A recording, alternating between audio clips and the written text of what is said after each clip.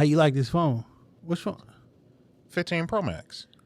Oh yeah, you got the black what you call it. How you like it so far? I love it. Man, it's really good. It's fast. It's light. This motherfucker lighter than the other. The only thing that was giving me a little hell was that action button. I had to figure that out. What you set it for? To turn my phone like to silent and. Yeah, well that's the default, but you can make it. You're gonna hit that button and turn the camera on. You can make it. So I don't know if you use Siri shortcuts, but you can make a shortcut for it to literally do whatever the fuck you want to. Like open the app, open Cash App, send your daughter $5 every time you hit the button. You know what I'm saying? I definitely don't want to do that. You know what I'm saying? She hold me real bad this week. We're gonna talk about it. What you be? My daughter. All right. She hold me something. She got a real smart mouth. The youngest one. And she said some smart ass shit to me, and I didn't have a comeback for her. Well, this the pre-talk. I'll throw it in there though. Okay. What she say? So me and you had just finished talking.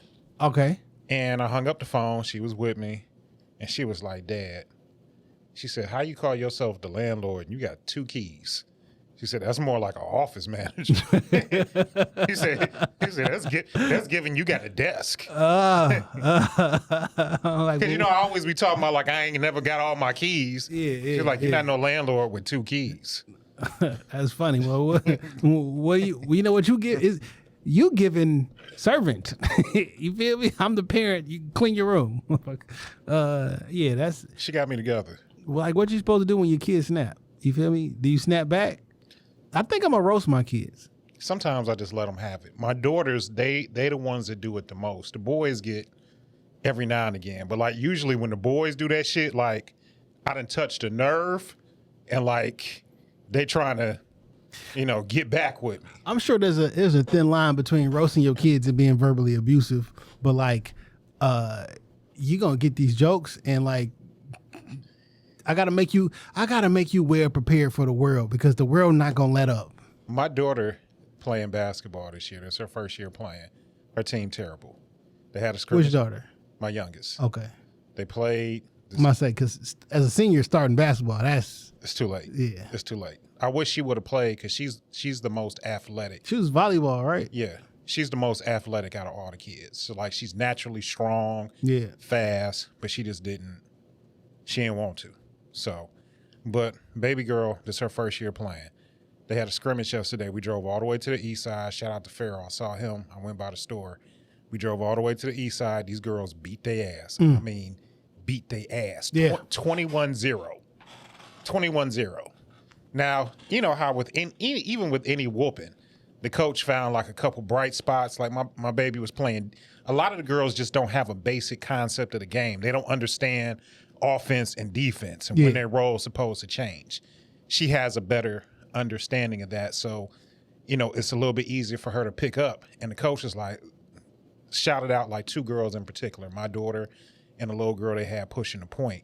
It's like, you did real good. So she going home, gloating, talking to them niggas weak as hell over there. She talking to her brothers and sisters like, I had a great game.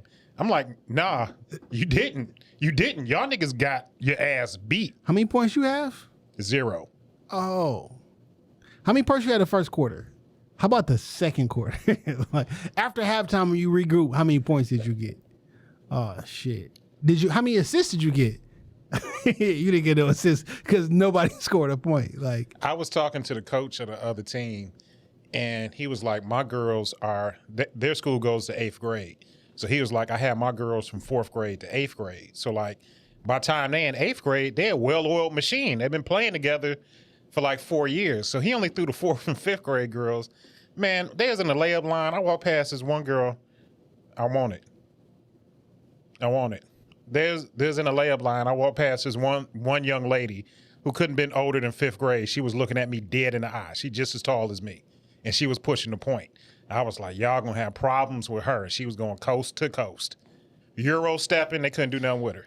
Man, I had a video.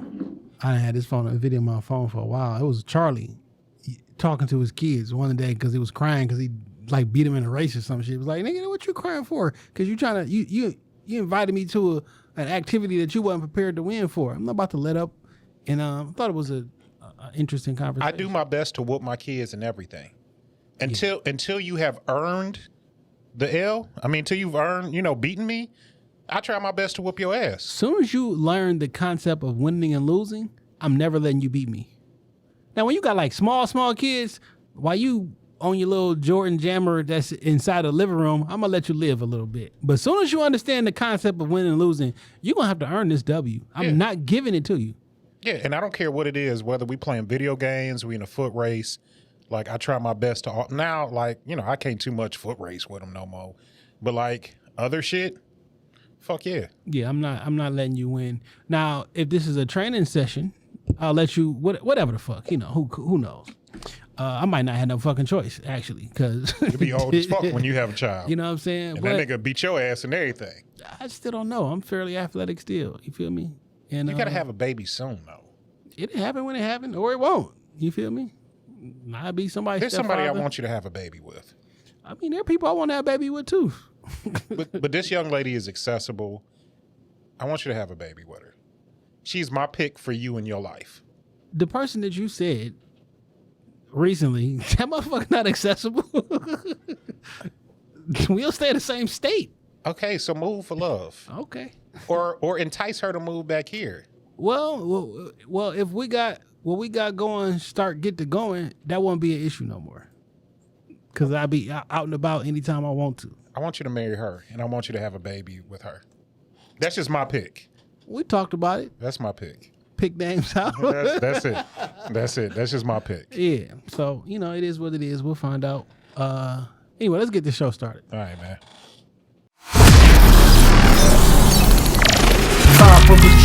Live from Detroit.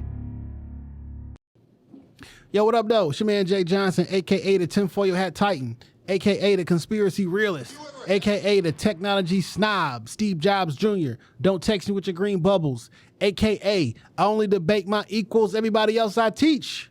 Also known as Juice, because all the hoes say J.U. Ice, Young Caesar, because you can't roam without me, Mr. If you don't like me, fight me. I got kicked out of Noah's Ark because they couldn't find another animal just like me, a.k.a. the West Side T'Challa, the new leader of Wakanda. Don't debate me, debate your mama. I am the best there is, the best there was, and the best there ever will be.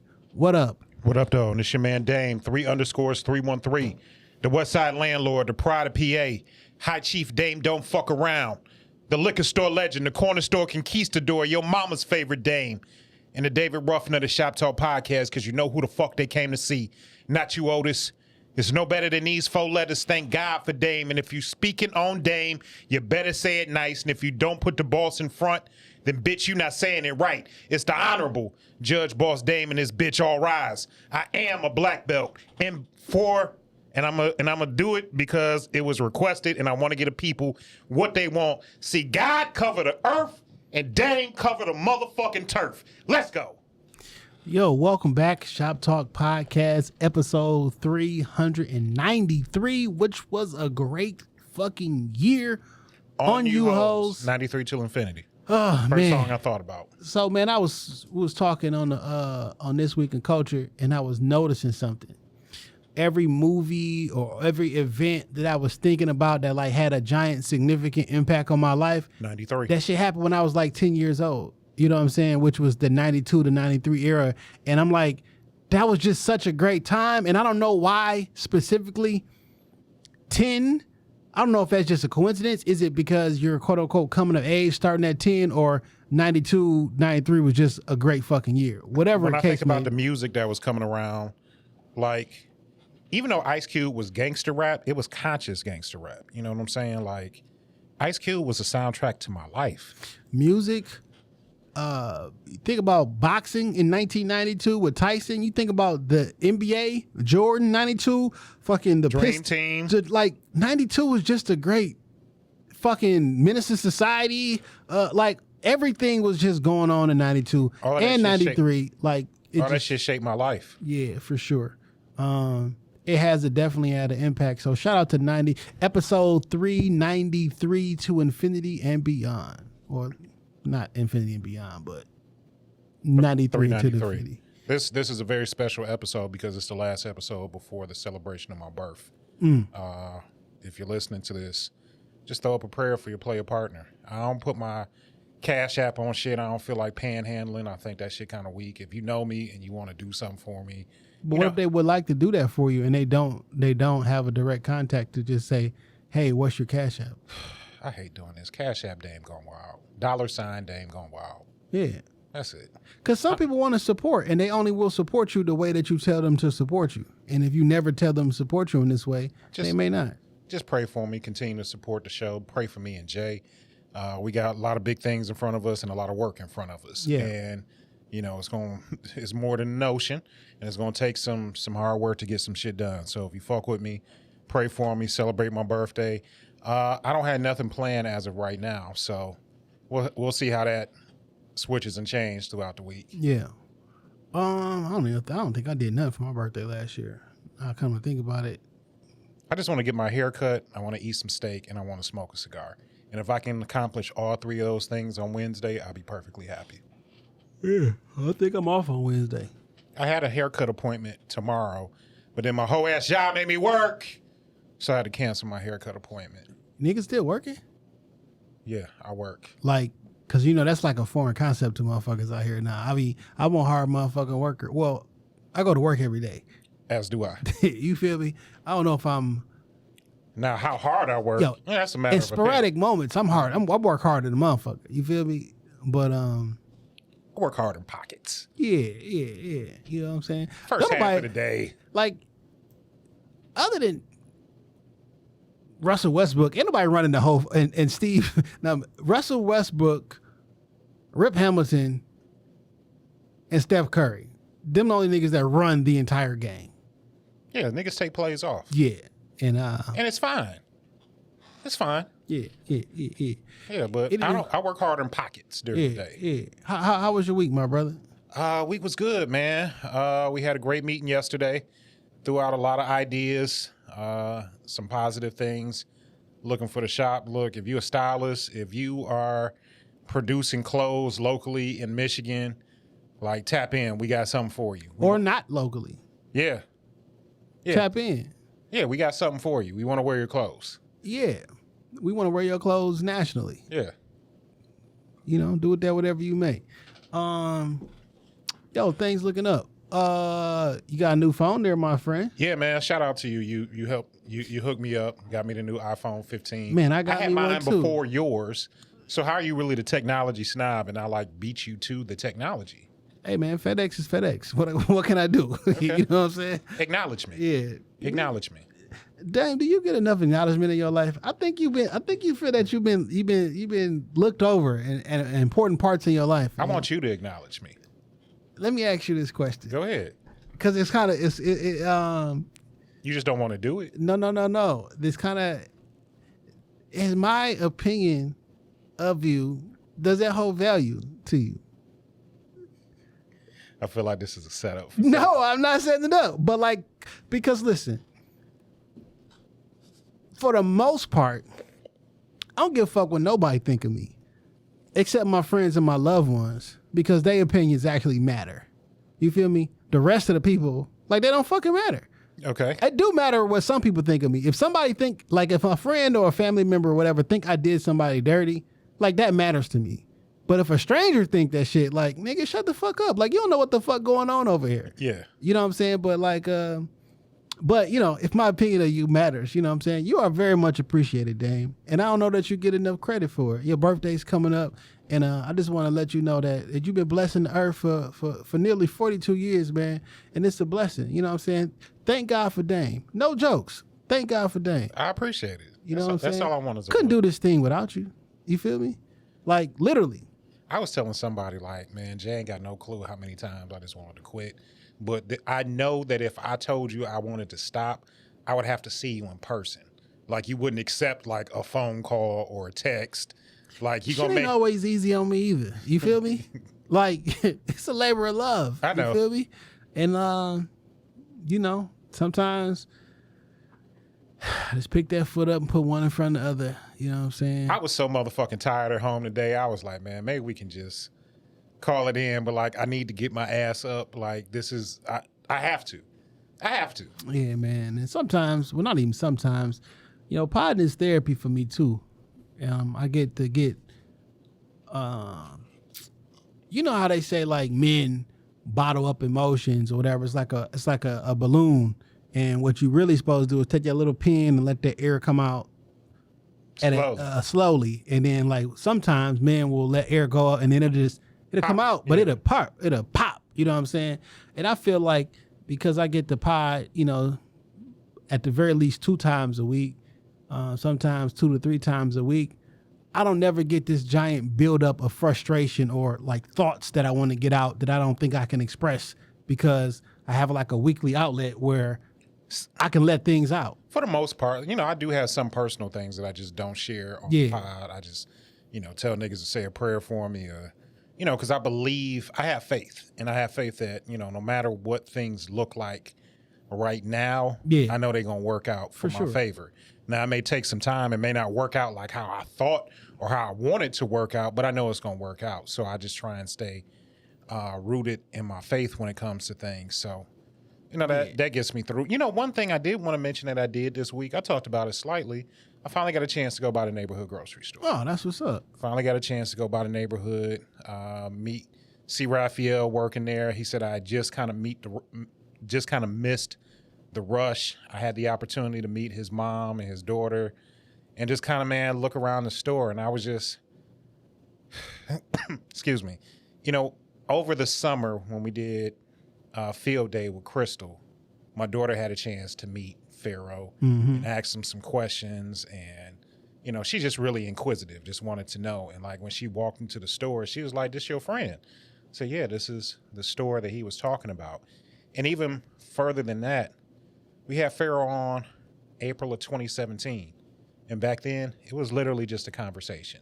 This is something I want to do, that I'm looking to do, that I hope to do. It was just plans, big goals, and aspirations. And to look up 6 years later, I opened up the doors to the store. I made a physical purchase in the store. You know what I'm saying? I took something, you know, I bought products from my mans. You participated in group economics. Yeah. You as a black man who lives in the city of Detroit, you worked. Your job officially is in the city of Detroit? No, it's Troy. Well, they got a location in Detroit somewhere. So they do. You worked in the city of Detroit. You paid Detroit taxes. You took your hard-earned money, and then you went and spent it in the city of Detroit. And that money is probably going to get spent in the city of Detroit. And I spent it with my mans. Yeah. Not somebody I don't know. I can literally reach out, talk to him, have a conversation. That's my man's. Yeah. This is his store in his community. They've embraced it. The store is. I've seen countless articles and write-ups and interviews and TV interviews and stuff, man. It should be. I just love it. As it should be. I love it, dog. I love it. The streets embrace me, dog. I'm so cool. And they should. Yeah. Raph is doing nothing but good things. Yeah, for sure. You can't tell me somebody that can throw some smut on his name. Oh, that's the other rap site now. Yeah, man, definitely not in business or, you know what I'm saying? Like yeah, for sure. Stand-up guy. Absolutely, all the way around. No. Pride of the East Side. Yeah. What else? Let me think this week. I don't think nothing really much happened this week. You know what I'm saying? I do love this goddamn iPhone. Yesterday I recorded the podcast on it. That's crazy, ain't it? Yeah. Like, cause it's USB-C, I can, like, them wireless mics that we got, I can connect them bitches there, and we can be out and about. No giant camera setup. You know, this shit shoot 4K RAW 60 in log. That thousands of dollar camera shoot. Like, this could be legitimately a third camera. No, when I was taking pictures of my baby in the game, and I just mistakenly hit like 5X. Yeah. And zoomed in, and like, it was crystal clear. Yeah. It's incredible. Technology is incredible. Oh, I did do. You know what? I did get a chance. I do got some shit. You know what's so funny is our segment where we break down our weeks is never us breaking down our weeks. It's really me just asking how your week was. But yesterday I actually got a chance to go down to the Charles H. Wright Museum of African American History, and I went and seen the Ruth E. Carter exhibit. And what that exhibit is she's a fashion. That's the Black Panthers. Yeah. So I went down there to see all the clothing and everything from the movie Black Panther.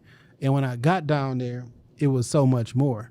And I also wanted to take the camera out to see what these iPhone 15 pictures was gonna hit for. And they did a really good job. But all the stuff that was down there, this is one of the outfits from I'm Gonna Get You Sucker. Yeah, she did the styling and everything on there. They had a fishbowl shoes? This is from Do the Right Thing. Like, these are the actual clothes from Do the Right Thing. The love and the hate ring, the whole 9 yards, or the radio from Radio Raheem is there. These are the items from Dolomite that Eddie Murphy just did. Dog, look at Namor shit, dog. From That's the Black crazy. Panther. Like, that's so detailed. This is amazing. Then look at this. And this was in cinematic mode, so it looks perfect. better. You feel me?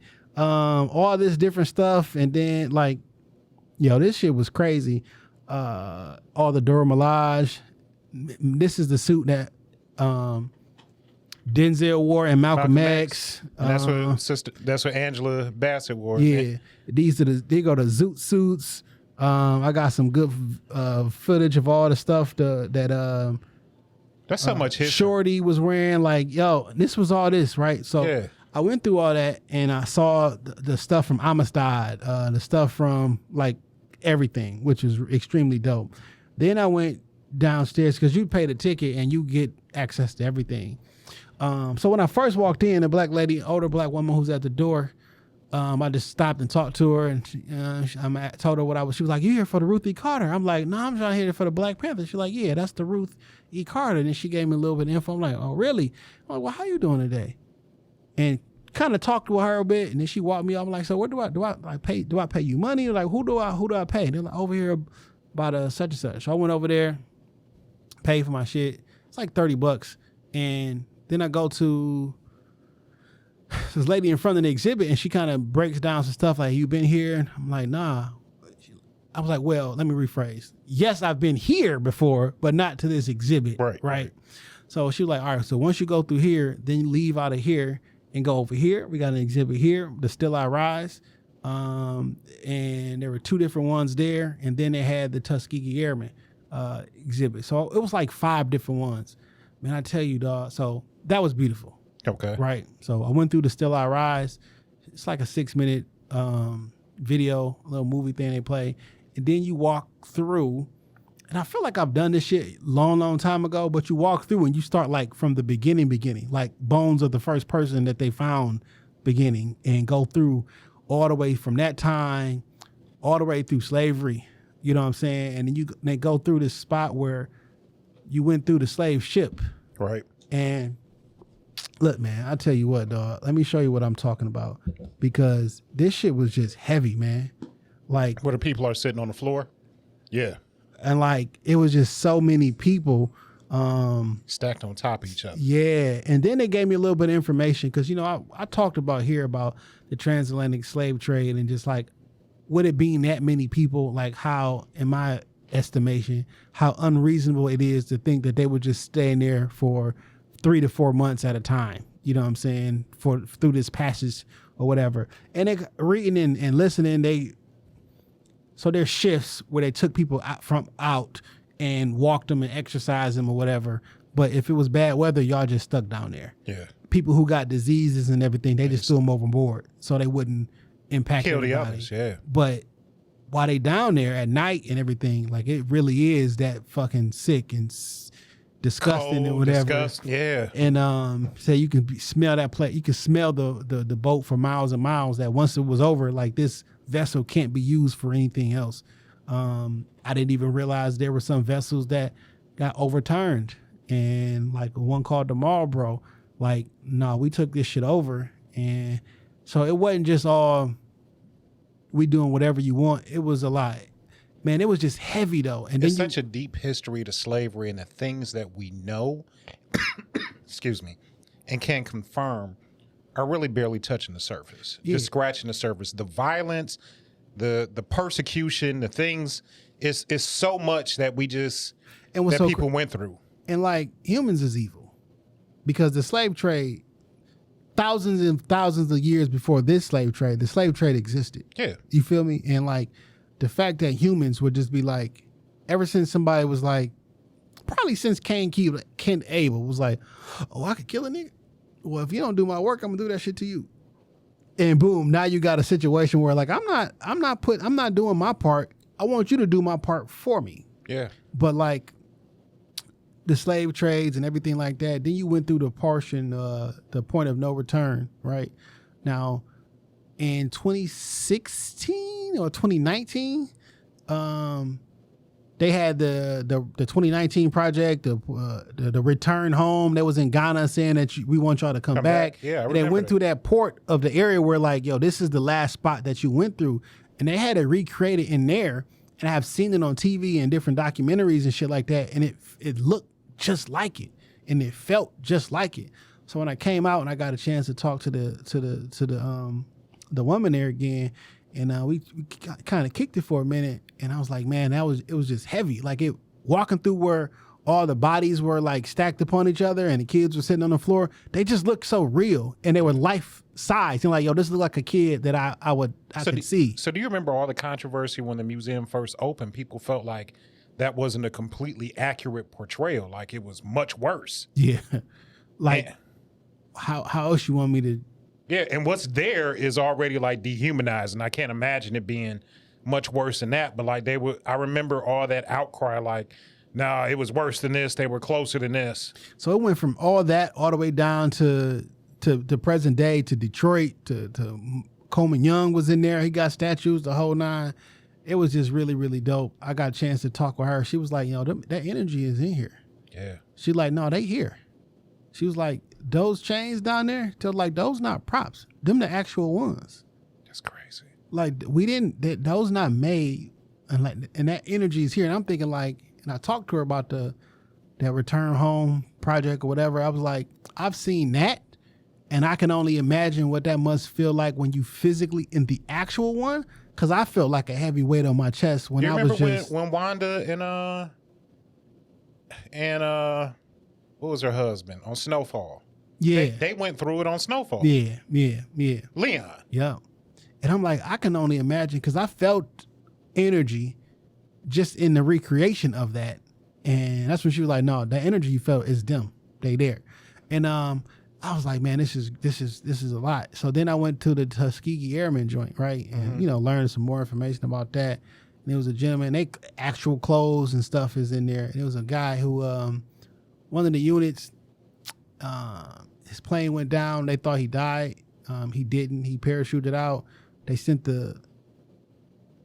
word to his family that he had passed away. He ended up getting caught by a German, you know what I'm saying, was in a prison in there with other Americans and other white guys and with everything like that. He was treated better in that captivity place.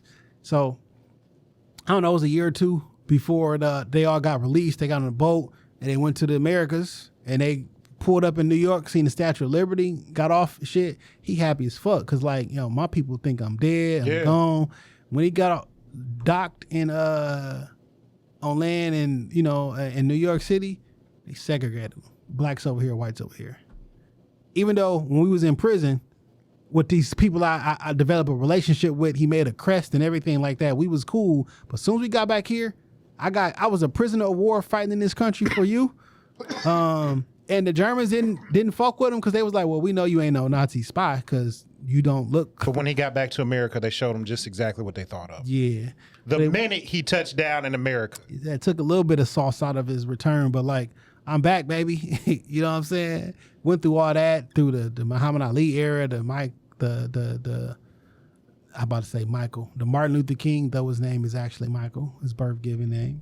Martin Luther King era, all the way up into today, up to the first factories in Detroit, where the Ford's factory, when they was working in the foundry and pouring hot lava and everything like that, which made me think about the plantation that they're still working, the plants that y'all work on right now, and fighting for equal labor and everything. It hit me a little bit different, you know what I'm saying? Because y'all literally built this, and we 100 years later still in that same factory. My dad used to tell me about when he was young and worked in the foundries, like during Like when he would come home from school, he would work in the foundries, and he's like, it was so hot, you'd have to work an hour on and an hour off. Yeah.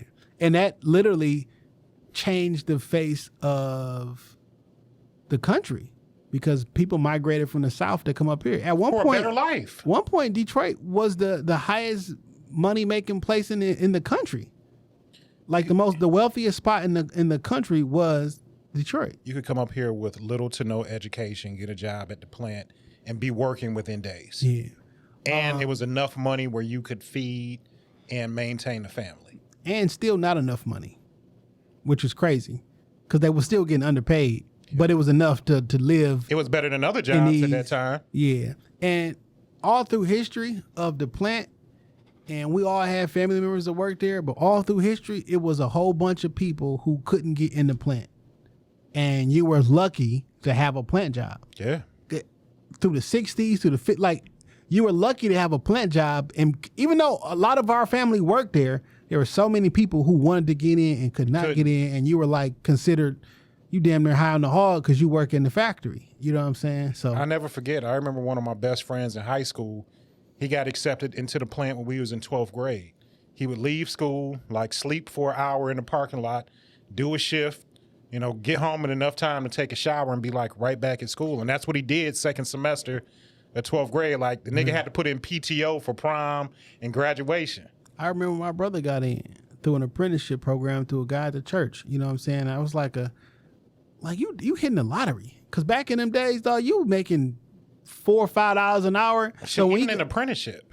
Like when he started working at Chrysler, I mean, this is like 96, 97, well, probably 97, 98. Like, I don't know, making maybe like $13 an hour. Like that was a lot of fucking money. Yeah. Cause that was just a lot of fucking money. Cause I think I'm making like $5.15 or some shit. For the time, absolutely. Like, and then of course, he stayed there a decade or whatever. But long story short, man, it was pretty interesting yesterday, man. I thoroughly enjoyed myself. I went through the range of emotions as far as like, yo, this is so dope. Oh, this is heavy. Oh man, this is fucked up. Yo, man, this is dope because we went through the cities of Detroit, the streets of Detroit, the Black Bottom area and shit like that. All they got it created and everything like that. Cobblestone Road. Yeah, man. And it's crazy when you look at how rich our history is as black people to go from slaves, and then you look at the Ruth E. Carter exhibit and what a black woman has been able to do hundreds of years later. Like, we're a phenomenal group of people. Yeah, yeah.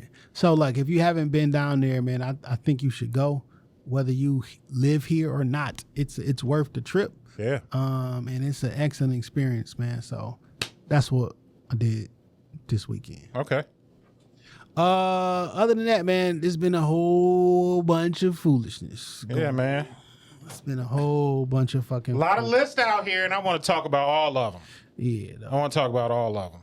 Dog, can you believe that fucking list made it to fucking the news? I can.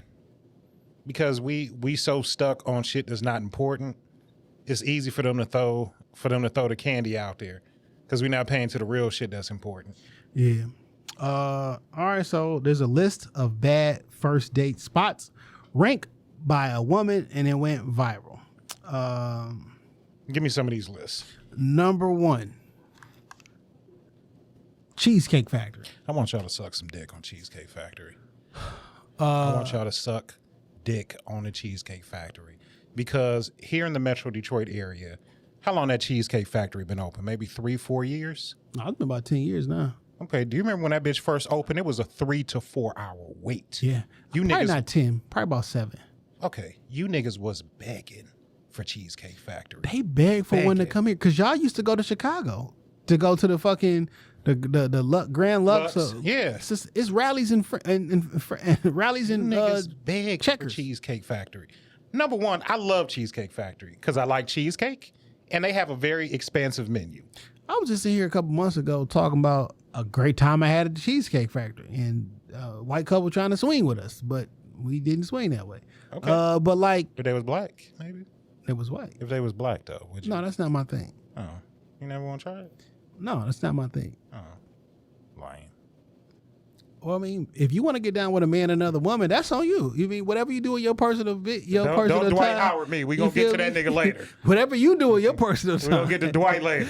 But for me and mine, I was another lady just wanted to. All right. But Cheesecake Factory, I love it. If somebody wants to take me to Cheesecake Factory for my birthday, I'll gladly go. I had a great time. I love their food. Drinks was good. Food was good. I like the brown bread. I like their food. And I like cheesecake.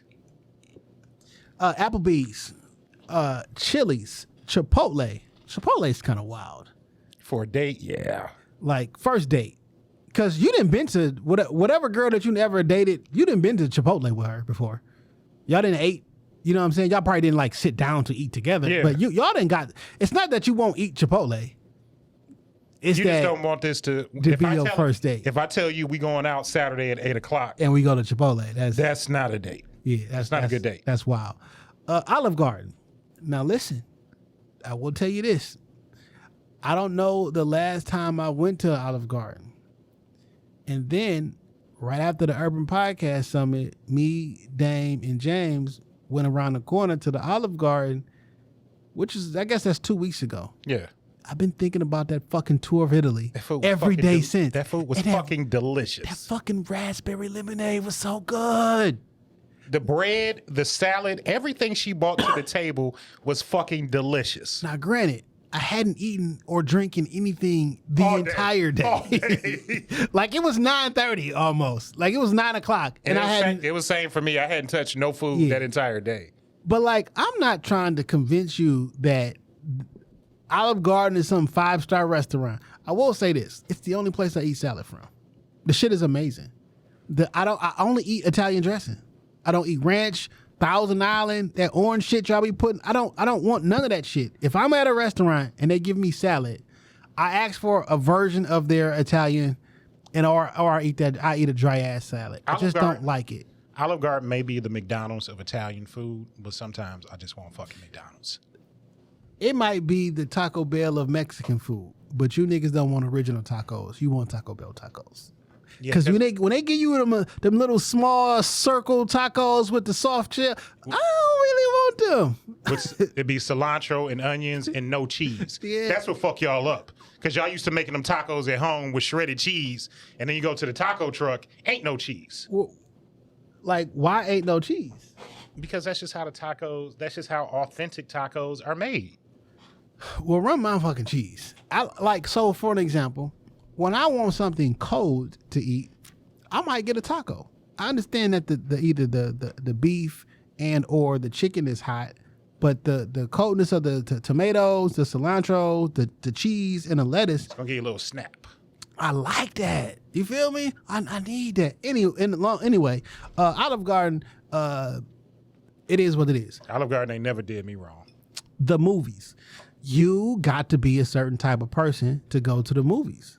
And this is the thing. It's not dinner and a movie. It's movie and then dinner. Because if you go to the movie, then you can have a chance to have a conversation about the movie over dinner. Right. Now you have something to talk about. You're not just sitting there like. Yeah, if the date is just movie, no. Failure. Yeah, that's not the thing. 7, your house. Now this is where things get interesting. I can be on a first date with you and you're not a stranger. Right. Because if we've known each other and we've been friends or whatever. I've been in that situation before, like somebody I knew years ago, we reconnected and she invited me over. I'm not a stranger. Yeah. Like I've known you. Now we may have fell out of touch for 5 years, but like, or if we known you, we never been in touch, but we never looked at each other like on this level. Yeah. But you like, why don't you come on? Like, I want to cook for you. I want to do whatever. That's different from like last time you had a woman cook for you? Last fall. Okay. Yeah. I've had 2 home cooked meals this year. 2. One was my best friend, and then one was a woman I used to date. She saw me, being exasperated about not having a home cooked meal. Well, no, I take that back. Well, it depends no, I take that back. Because some people just they'll bring me food and they'll look out for me. Or I'll be like, I'm cooking such and such. You want to come over? I'll be there in a minute. I'm not turning down the food. I've had 2 home cooked meals, my G. That's it. If a woman invited me over and cooked for me, the slutty things I would do to all 3 of her hoes would be unimaginable. It's not that difficult to please a man. Like, it's very fucking simple. Very fucking simple. Feed me, fuck me, leave me alone. She doesn't even feed me, fuck me, suck me. She doesn't even have to fucking suck me. If she would like big facts, but if she would like, nigga, I want a soul food dinner so fucking bad. I'm talking neck bones, collard greens, fried chicken, cornbread, mac and cheese, and a tall glass of sweet tea or lemonade to drink, or maybe an Arnold Palmer. I want soul food so bad. If you invite me over and you've made soul food, I love you. Any fast food chain, fam. I'm just not going to. I'm not going to a date at the fast food chain. Nah, I think some of these are kind of ridiculous. I saw one that said church. I'm not taking you to a date at church. I don't want to go to church for the first day. However, if the girl that you like and trying to get to know invite you to her church, you're not gonna go. Not as a first date. Yeah, this your first, like, I don't know what to call it, but like, you've been trying to get on and you've been showing interest. You trying to, and she like, why don't you come to church with me? You 100% going. What y'all dress? How y'all dress at church? So I don't. How do you judge that as that? You know what I'm saying? Because I know if I don't really want to. I don't want to. We're not talking about wants. We talking about what we will do for the one that we want. How good she look? You about to go to church for her. So like. All right, I'm gonna put my suit. So no, I'm gonna put my suit in the cleaner. That's not my thing. As far as like, I wouldn't ask you to go to my church as a first date. Nah. I saw family events as one. Buffalo Wild Wings. I'm not going to B-Dubs. I'm not going to B-Dubs because I just don't like their food. Wingstop. Quit it. Relax. Why would anybody choose Wingstop? Like, you can't even sit down in Wingstop. Ain't it like standing room only? It's just carry out. And those wings aren't good. Red Lobster. Funny thing, one of the one lady I think you were just talking about who you think I should have a baby with, just got off the phone with her, and you know she was sitting down there. Red Lobster. I was like, what you doing? She's like, I wanted the salad. They salad good as hell. I want an Admiral's Feast in some of that bread. You know, nigga want what you want to eat. Like this one of my things, and I said this in a group chat. Motherfuckers talking about, well, you know, at this age we've just. If you don't want to keep eating 3-star food, your palate has been adjusted. I see you niggas at Starters. I see y'all niggas at Debo's. Say it again. I see you niggas eating. I eat the fucking pasta at the fucking strip club. Y'all be at North. Like, nigga, that food ain't no better or worse. It ain't no better than fucking Olive Garden or some fucking Applebee's or some shit like that. You can't tell me the food at Starters is fine dining. Nigga, that shit frozen with a bunch of fucking seasoning on that motherfucker. So like the whole idea that don't lie to yourself. The reason that you're not going there is because your palate is so fucking good. Get the fuck out of here. Stop lying to yourself that them steak bites delicious. Them bitches overcooked. All that time that you're having a great time on the Ave and going to all these little black different places and shit. I'm not telling you that they food ain't good because I'd be lying to you. What I'm telling you is that shit frozen too. Just like a Applebee's, just like a Friday, just like that food is not. Come on, my nigga, it's on a different plate. They put that sampler on a different plate, and then nigga, you can legit get Applebee's food from Walmart. You can heat that shit up in the oven on yourself, and it tastes just like how you ordered it. A buffet. What do you think about that? I don't like buffets just in general. You can't take me to a buffet. I'm not going. I think buffets are disgusting. I don't eat at buffets. Now, I will say this, because I definitely went to one for brunch on a date. I went to Lily Mae's when Skeechi was in here. He told me about that. And all y'all be in that motherfucker, too. Twerking. Like, y'all be in that bitch. Hands on your knees. And the food slap. Okay. Like, I haven't been to Lily Mae's yet. And it's a time, okay? It is what it is. Now, is that the Old Country Buffet? No, the fuck it's not. Yeah, I'm thinking old OCB, fucking, what's the Golden Corral, all that shit. I don't want it. Did niggas used to go to Mongolian barbecue? Wasn't that a thing? Years ago. Yes. Like, years ago, that was a thing. I've been out with a girl on a Saturday afternoon. We going to Home Goods and Target. You hungry? You want to stop at Mongolian? Yeah. IHOP. I'm not. I don't like IHOP. So I'm not gonna go. It's 2 o'clock in the morning. Me and you going to IHOP. Yeah. Like we going to IHOP. Yeah. Because what else is open? That's it. Coney. And that's Coney not safe. Yeah. Coney not safe. We going the one in Woodward on Royal Oak. We about to go. It's 3 o'clock in the morning. It's 2 o'clock in the morning. You want to grab something? I'm starved. I used to work midnights. I used to go to breakfast spots in the morning all the time. It's 7 o'clock in the morning. Yeah. You about to go to work at 9. I just got off. Yeah, you want to meet tomorrow and grab something to grab some breakfast, have a, I go to that Coney right up the street early as fuck. It is what it is, Flirt with man. the big booty girls they got working up. Not fucking with Denny's. I'm not going to the fucking gym. Cause I'm just gonna look at your body the whole time. I had a workout date one time with somebody and it went horrible. I did have a yoga date with somebody. I had a yoga date once too, and I almost quit. I almost quit like the yoga session in the middle of the day. Shout out to Ro's wife. She was commenting on one of these. He was like, man, there's a whole bunch of shit that I would never do with anybody else, but I would do with his ass and do with his ass. Cause like it matters the person that you with. Absolutely. Cause like I done had people who said they'd never do random shit. I got on the fucking the queue line with a young lady. She was like, I don't do trust public transportation. I'm like, nigga, we just downtown riding schools, having a good time. I've never been. You want to get on this shit? Let's get on this shit. It's a quarter. Like, it's a quarter. We just having fun. And like normally, a woman that's down to have a good time means more to me than anything else. I don't care how good you look, how fine you is, how well put together. Are you down to have a good time? Because a good time is not always going to be white tablecloth.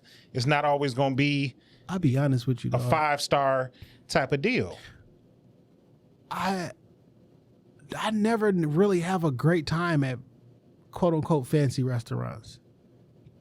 Like I don't. And the times that we do have a good time at like fancy restaurants, I'm in a larger group and we probably the noisiest people in there. Yeah. You know what I'm saying? Because we having a good time. We all we work for a living. We having a good time. It's 10, 11 of us or we some spending shit. money. We eating how we want to eat. Perfect example. We down in STK in Puerto Rico for the bachelor party. You know what I'm saying? We got there.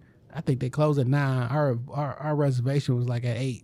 You know what I'm saying? We was there after it was closed. We having a great time. We drinking, ordering food, liquor, the whole 9 yards. We having a great fucking time. But like, we the loudest people in there. Like, and that's not a date.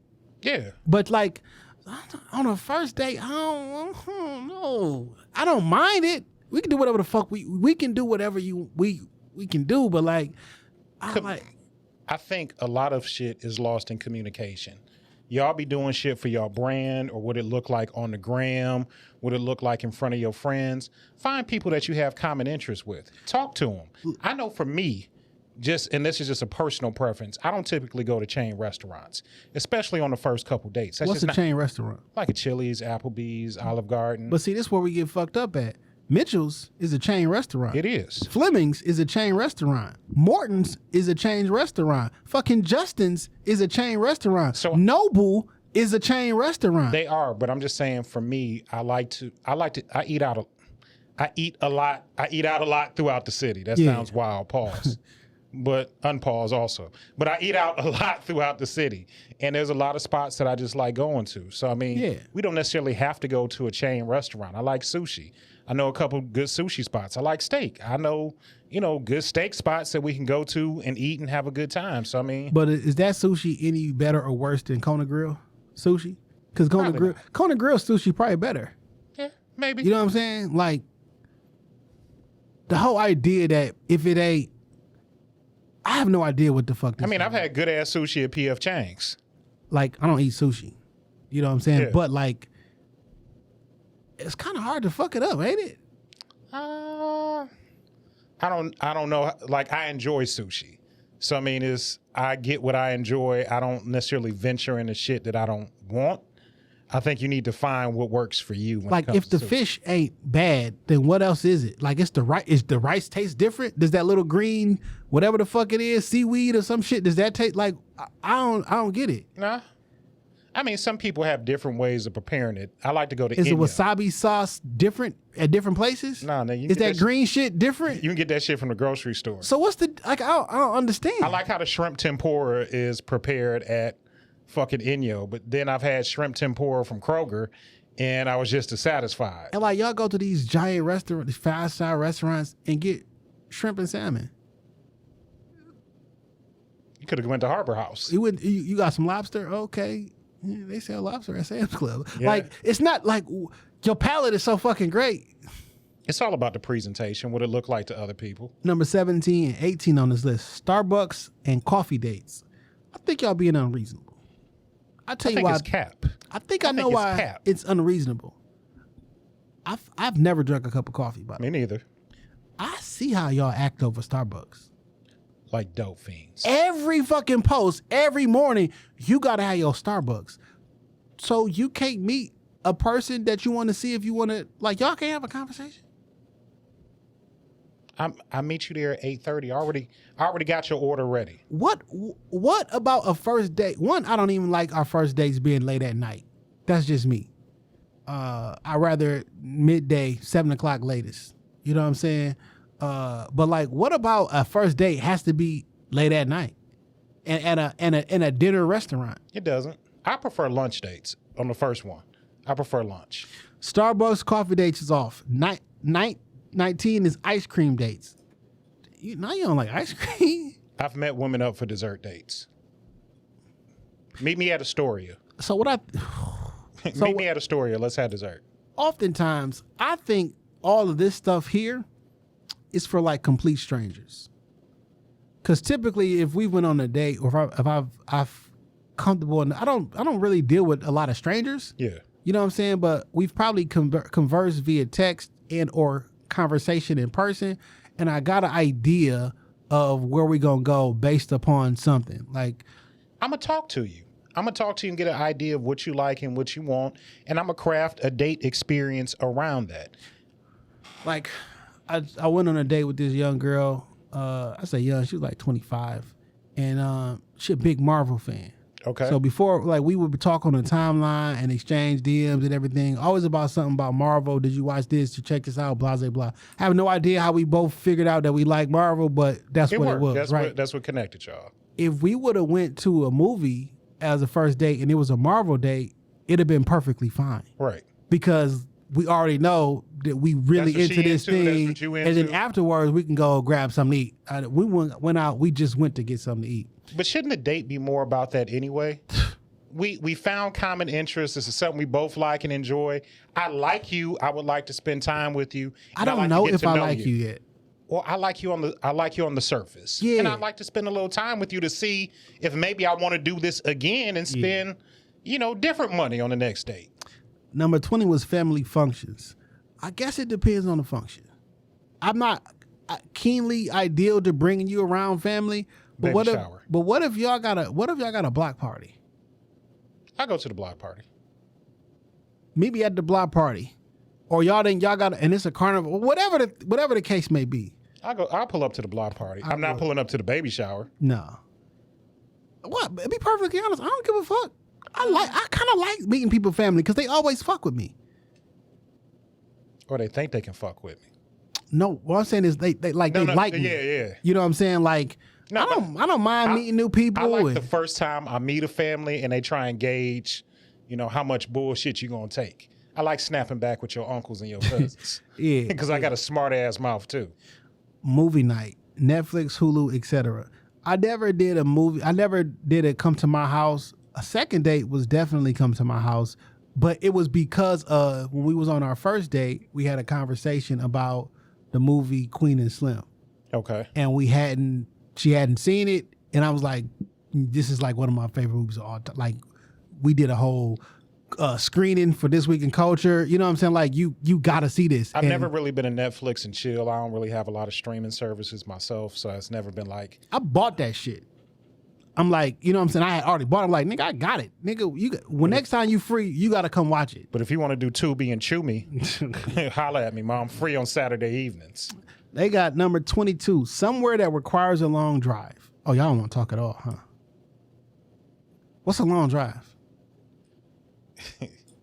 I think that's subjective. I went on a date with somebody and we went to the drive around zoo in Toledo. I want to go like now, actually. It was we had a great time driving because we were smoking, listening to rap music. We had a great time fucking with the animals, and we had a good ass drive back. You ever been to a breakfast date at like OHOP or something? Yeah. It's not a bunch of breakfast spots. I've been on a breakfast date that turned into an all-day date.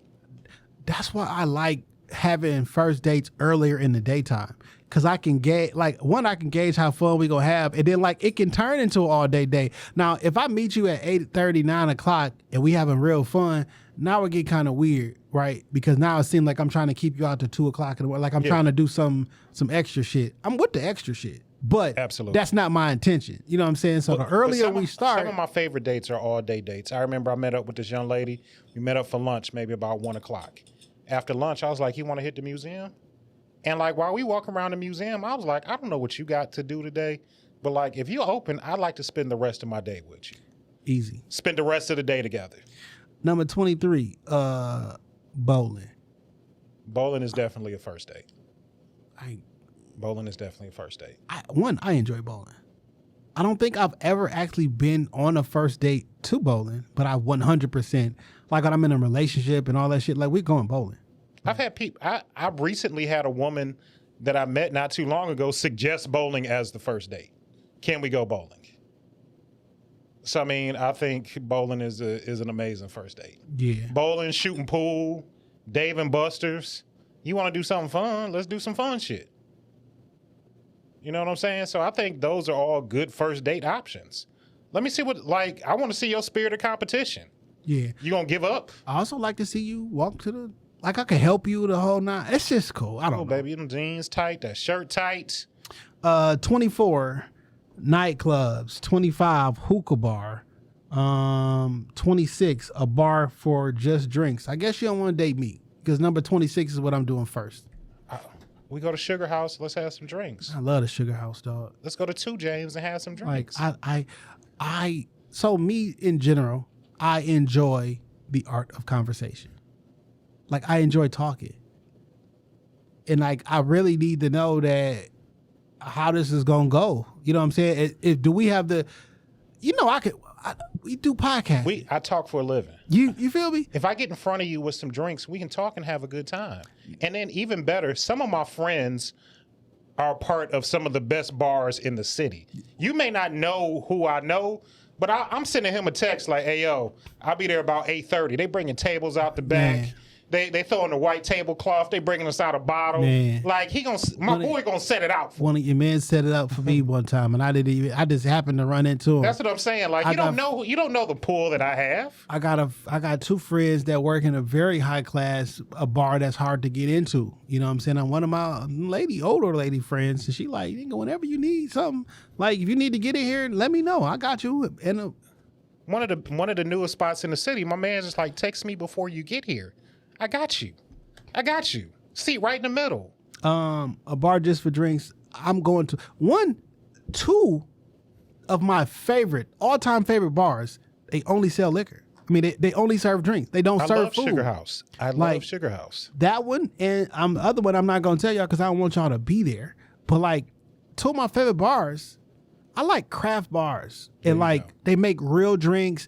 Their menu changes. Give me a smoked old fashioned. They menu change with the season. They got I like these bars because the ambiance is always good. Everything is great. Like if it's not on the menu, I'll say I want this, and they be like, I can make that for you. Like I love that, but like they don't serve food, right? Yes. But I want to go here.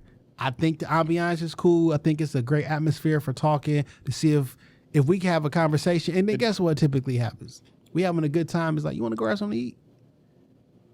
And it's either a yay or nay, because it's almost damn near a test, because like, you might not like me. And that's fine. That's fine. And if it ends at drinks, I'm cool. And then I'm an adult. Like, look, this dating shit may not work. Yeah. It may not work. And I'm cool with just one date. Number 27, Waffle House. And number 28, sports events. I don't want to hear none of you bitches talk about Waffle House because Russell Wilson Just bought out the Waffle House for Sierra, and I saw all you bitches. Yes, yes. Zaddy energy, yes. All right, bitch. So listen. All right, bitch. What's so funny and shit? I reposted. Ant had posted basically the same thing we talking about. Like, nigga, the lines for the Cheesecake Factory were crazy, and that list is crazy, right? Yes. And my cousin was like, yo, my first date for my husband was at Applebee's, and we've been together for 26 years. That was the first wedding I've been to. First time I had a drink of liquor was at their wedding. Jack and Coke. I was 18 years old. They've been together for 26 years. My best friend, Dan, I didn't even realize, but his wife had made a comment. Was like, nigga, our first date was at Applebee's. Happy and as we're fuck. bowling and Applebee's. Now they married. Happy as fuck. Two kids. 10 years, 11 years, 11-year marriage, 2 kids, the whole Beautiful 9 home, yards. good Like, careers. what They the travel. now, granted, times do change, right? So there was a time in society in our lives that Red Lobster was like a high class restaurant. It's not there no more. I remember the first time I took a girl to Outback. Like, that was a lot of money for me at 16. Where was your first date ever? Movies. I was with my ex-wife. We went and saw Species 2. My first date ever was at a restaurant. It wasn't Applebee's. It wasn't Chili's.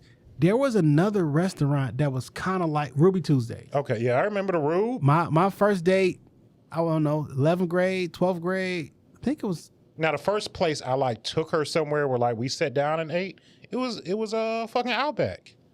Like, I worked overtime them other weeks, so I had like $120 check, so we could go out and eat and have a good time.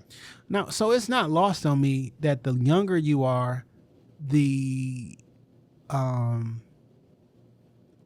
don't know about all high-end restaurants and shit like that. So, like, if you 18, 19 years old, going to Outback, going to a steakhouse is probably like, yo. I was 16. Like, that was a big This is big not- deal for me. So a lot of these listings is probably like, yo, I went there and had a great time and I've been with the person. Granted, that could have been 15 years ago and times have changed. But like the idea, what's irritating about this is the idea that if we don't go to a certain type of restaurant, we shouldn't be dating. Only for the first date. But after that, we can do whatever we want to do. I don't even know you. I don't know. I don't you. even know you. I don't know. I don't. And a lot of y'all be dating scammers. Yeah. So he don't mind spending $500 because he cracked somebody's card. I don't know you. And the Cheesecake Factory thing kind of came up because my man took old girl there, but she left out the fact that she was 2 hours late. Yep. They lost their reservation at their initial restaurant. And if you want to go somewhere to eat, bitch, this the option. And he was waiting in the car that whole time. When she was upstairs in her apartment getting dressed, he was in the car waiting because I don't know you like that enough to invite you up. That's wild. That's fine. So- But I'm not going to wait 2 hours. Shout out to the homie Carl, sacred to homie. He was like, considering the list of restaurants going around that's beneath some women to eat at, here is a list of places men should absolutely refuse to go on a first date. Come on, Sacred. Number 1, her house. Don't get robbed, ripped off, roaches, or bed bugs. Facts. Number 2, I went to a woman's house for the first date because she was talking about she gonna suck and fuck and do everything. We get to the house and I hear somebody rumbling in the back room. I put a gun to her head and I walk myself to the front door because I'm gonna leave out this bitch the same way I came in. Because the last thing I want is for my dick to be in your mouth and 2 niggas come out the back. that's the thing. That is Niggas get 100% lined the up thing. all the time. Number 2, the club. You was not about to have me buying sections in the club looking like some fucking idiot. A simp. And while you there with a bunch of niggas you didn't fuck around, no, not Hugging happening. everybody from the security to the DJ. Nope. Number 3, shopping. We don't even got to go no more. Nope. Number 4, Ruth Chris, J. Alexander, or anywhere an entree costs more than $30 per person. Only thing about this I don't agree with is Jal's because that's my favorite restaurant. I'll go to jail. I would rather Maybe go I just there. want a steak Maui. Yeah, steak and fries. That shit is amazing. I'm not taking you to Ruth Chris on the first date. Sorry. Nope, absolutely not. happening. Number Eddie 5. V's, throw that in there too. We not going. Number 5, her work function. No, I don't want to go. Yeah, I probably don't want to, but I might, because I start fucking with Janice. I like, knowing me and my personality, I would have you looking at your work friends all day. Let me tell you about this bitch. Janice, when she get home, like that could be fun. And I don't want to. I don't necessarily want to. That's not high on my list of priorities. I'm not going. Number 7, out with her friends. You're not paying. Nope. I'm not picking up your tab. Fuck that. No, because y'all gonna think y'all gonna be ordering shots of 1942 all night, get a hookah a piece, and then at the end of the night when she bring the bill, y'all looking into the sky. No. Number 7, her friend's house. No. Nope. No. Another setup. No. I don't know your friend. And the niggas that they got with them, now I'm in a group. I'm sitting in a room with 3 other, because the girls always go by themselves, and I'm in there with 4 niggas I don't know. No, fuck that. Not doing it. Number 8, a bar. Well, where we gonna meet at then? Like, I'm cool with going to a bar. Yeah. As long as it's an actual bar. You think Starter's so good? Like me on Plymouth. Debo's is not a bar that I'm meeting you at for a date. No. Starters is not a bar where I'm meeting you at for a date. No, I'm just not on Plymouth at least. I'm just using Starters just to be facetious. Yeah. I'll be liking Bar 7. Meet me at Bar 7. No, I'm not meeting you at Bar 7. No. No, I'm not. No. That's no. To meet her family, no, I don't want to do that on the first date. Number 10, anywhere with or for her children. Absolutely not. Absolutely not. Can you think we can stop by and pick? No. Not because I can't, because I don't want to. You ordering food for your like this date ain't for you and the baby. Number 11, any place so loud you can't talk to her and see what she's about. Yo, damn, wrong button. Yeah, round of applause. Because if we can't talk, what we doing here? What we doing here? Only exception for that, if she invited me or if I invite her to a concert, and depending on the artist, we can vibe at a fucking concert. Okay. You know what I'm saying? I have been to a concert on a date, so I get that. Like if I found out that your favorite artist let's say your favorite artist is Summer Walker, and I was like, I just grabbed some tickets to Summer Walker. Would you like to go with me? I'm fucking with that concert. Yeah. You feel me? Because the vibes is vibing. Yeah. You can have conversations without having conversations. She looking at you singing lyrics and songs. You like, oh, word, that's how you feel? She pressed up a little bit. You know what I'm saying? You. Like, yo, I'm with that. I took a young woman to a concert. We had never had sex before, but after the concert, we fucked like animals that night. Hey, man, it works sometimes. And this was a group I had never seen, didn't know none of their music. But it was all love songs, and I tried to fill in where I could. Yeah. Any place so loud, boom, boom, boom. Number 12, to run her errands. Fuck out of here. Nah. Number 13, protests or social actions. No. No. I'm not protesting. Fuck out of here. 14, trips or vacations. No. No. Number 15, I don't know. Luxury hotels. If I first date at the hotel, my nigga, I'm just paying directly for it. What hotel we going? We going to the Daxton Hotel. We going to the what's the one shit? Make the watches and shit. Yeah, all that. Shinola. Yeah. Like, what we doing at the hotel? Fucking. You know what I'm saying? Cause fucking. I heard Shannon Sharp talking to Ocho. He was talking about a girl. She was like, "Yo, what is?" He was like, "Condoms." If you order that, we having sex. Yeah, Shannon been rich for a long time. 16, brunch. I'll go to brunch. Where? It depends. Yeah, I'll go to brunch. Bottomless mimosas.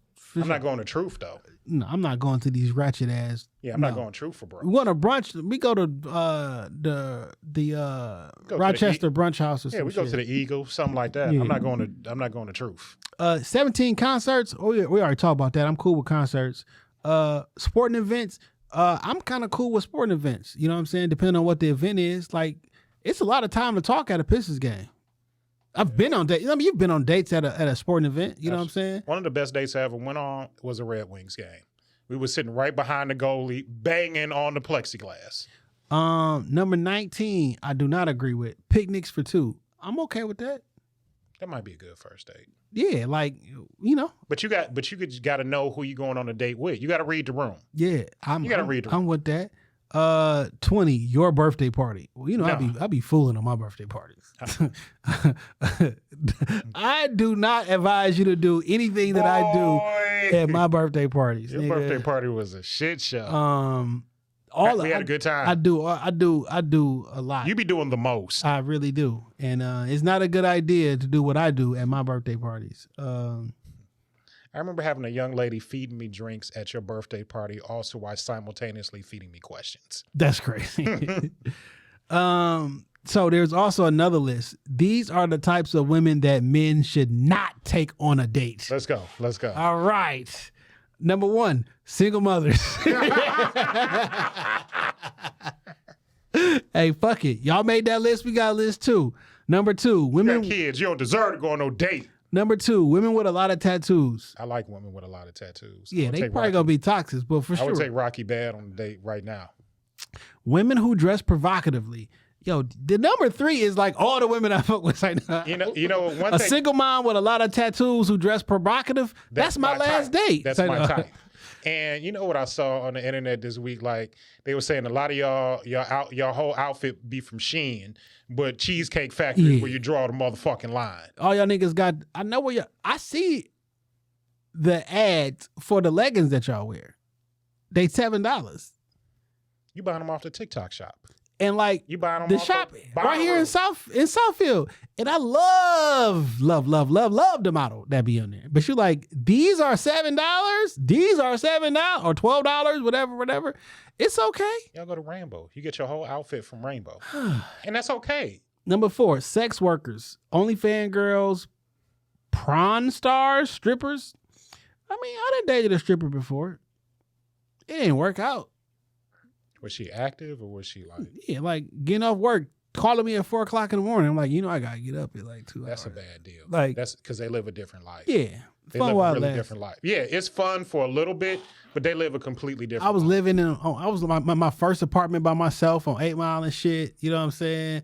Me and Muddy was running heavy. You know what I'm saying? It's cool the first couple times, but like, baby, you get off of work at 4, and I have to be up for work at 7:30. This ain't going. Yeah, not happening.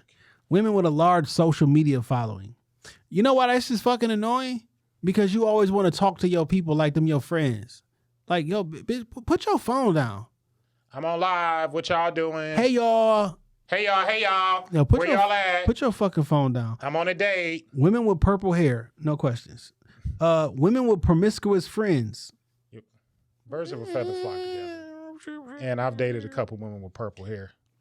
I But- dated a girl with purple coochie hair. But if you got if all of her got hoe friends and you trying to like date her for real, that bitch a hoe too. And she's gonna, not hoe as in like I'm gonna be nasty for you.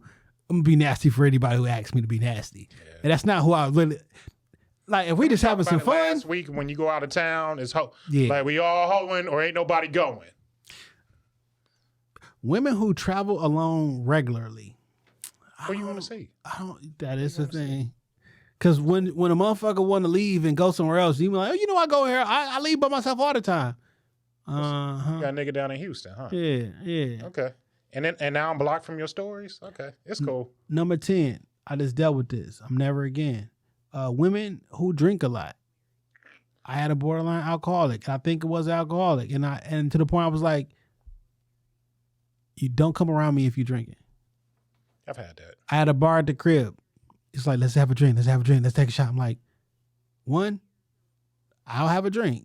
I'm not trying to take shots all fucking day. Fuck is wrong with you? Like every time, I need a drink. No, I'm straight. Like you legitimately have a problem. Red flag for me is if you like to take a bunch of shots. Yeah. I don't like that shit. Women without fathers. Well, I'm not mad at that one. I'll date you if your daddy wasn't around. women who party every weekend. Fuck on. Yeah, nah. Nope. Women previously married. She got standards. It's like, she's not putting up with it. Plus size, parentheses, unhealthy women. Okay, because I date me a big girl. 2 something to do something, 3 something, let me see something, baby. If you curvy and plus size, I want it. Women on dating apps. I'm not going for that one. I've met a lot of women on dating apps. What if you not on dating apps, but she's on a dating apps? Like, If we're not in a relationship, I don't question shit that ain't my business. Number 16, divorces. Like plural? Like, goddamn. A bunch of niggas said they was going to be with you for the rest of their life, and here you are again. Third time's a charm? Like, how many divorces is too much do you recognize that you are the... Like, how did you get up before God and your whole entire family 4 times and promise that you were going to be with this nigga for better or for worse, and then you left? 4 times. 1 time, I get it. 2 times, maybe you pushing maybe. it. 3, like, divorces, or was you the motherfucker that everybody got away from? I don't know, because I've seen that work both ways. Shout out my homegirl. Her dad been divorced 8 times. He is a player. He's an old nigga, but he is a player. He about to get married again. And I got an uncle who been married 3 times. He told me, I'm going to keep doing it till I get it right. He done married the same woman twice. He is a player. Well, he not a player. Well, my he asked me if I'm still marrying people. And I'm like, I got you. Well, my nigga that I'm speaking of been married 8 times. And they got a nice ass house, be traveling, be living life. And he said, I'm gonna keep doing it till I figure it out with somebody. And I'm not mad at that shit. This is the same kind of list, but different. Single mothers, women with tattoos, women in dress like this in public, sex workers, actresses, strippers. What type of actress? What she be in? She be in Tubi movies? This motherfucker said women with an IG page. So all women. Women with 9 ear piercings. I like some freaky piercings. I like the nipples and that pussy pierce. I like that shit. Models who market to men. Any model who paid it for the pictures. Cause like you paying the photographer for these pictures. I hate model is supposed to be they supposed to pay to take pictures of you. You know what I hate when y'all be like, I'm gonna do a photo shoot for what? For what? For Instagram. Cause your birthday coming up? For what? Nobody wants to see that photo. So you gonna pay somebody to take $200 to take pictures of you? For what? This motherfucker said women who live alone. Like what? Like so you want to have a roommate or you want to live with a nigga? Because I don't need you to have a roommate. I don't want either. Women with party voice. Hey. Oh, that's what that. Oh yeah, I don't like that. No, I don't like that at all. Women who have been on Fresh and Fit. That's a big red flag. Women with lists. Fuck them. Yeah. Women who have been engaged, divorces, African black women. No, I'm sorry. It's American black women. Yikes. I mean, that's the only type of black woman I'm going to be with, so. Women raised in the West. Oh, this wasn't this is somebody from over the UK. Oh, okay. Shit. Women raised in the West. Because I would, okay. Yeah. All right, yeah. Listen, dog. All this shit is, to be perfectly honest, speaking for myself, niggas is too old to be worried about first dates. Like, and where should I take you? If you ain't figured this shit out at 40 years old, what to do on the first date, my nigga, you're doomed. You're doomed. Yeah. Like, arguing over the internet about first dates when everybody 30 plus. We be arguing over the silliest shit. It be first dates, splitting bills, being independent. Like, we the only niggas that do that shit. Yeah. Like, find you somebody that you like, y'all link and connect, and like y'all do shit together. Look, niggas talk about, we said this privately, but we talk about group economics all the time. You niggas won't practice group economics with the nigga that you lay ass to ass with at night. It's crazy, ain't it? You won't practice group economics with the nigga you got 2 kids with. But you want all black people to pull their resources together to bring everybody else up in the community. You in a union and you demanding fair and equal payment, but you living with a nigga that you want him to pay everything. That nigga working 60 hours a week. With you. Y'all at the same fucking plant. Saying we underpaid, but he paying all the fucking bills. What are you doing with your money? Like, this is not me saying that a man shouldn't provide, protect. No, that's not what I'm saying. But there comes a point when we live in this particular society and you watch a motherfucker pay every bill in a house. You go to work and you take all that money you made at work and you spend it on yourself.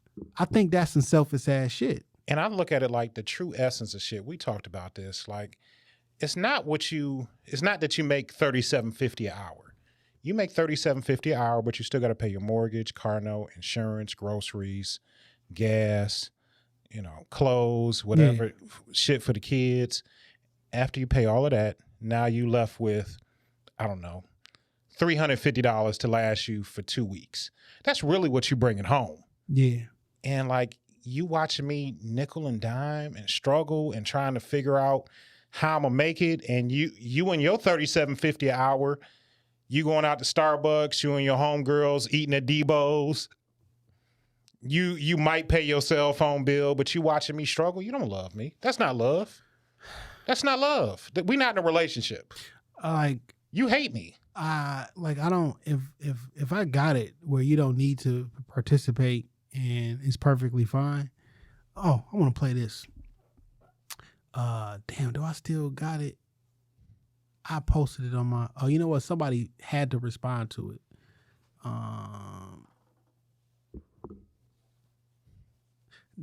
They asked, what would these were people asking women about male income.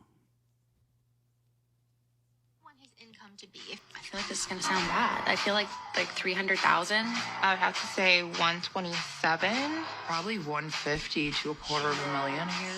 $500,000. Is that bad? 150, maybe to 250,000 a year would be comfortable for sure. I was just having this conversation with my friend, and she was like, "You have to manifest a husband, girl. Ideally, my husband needs to be making like 650,000. So you said you want 500K, but what do you think the median income is for a 30-year-old? 60K? 70K? It is $45,000. Oh my God, really? Yeah.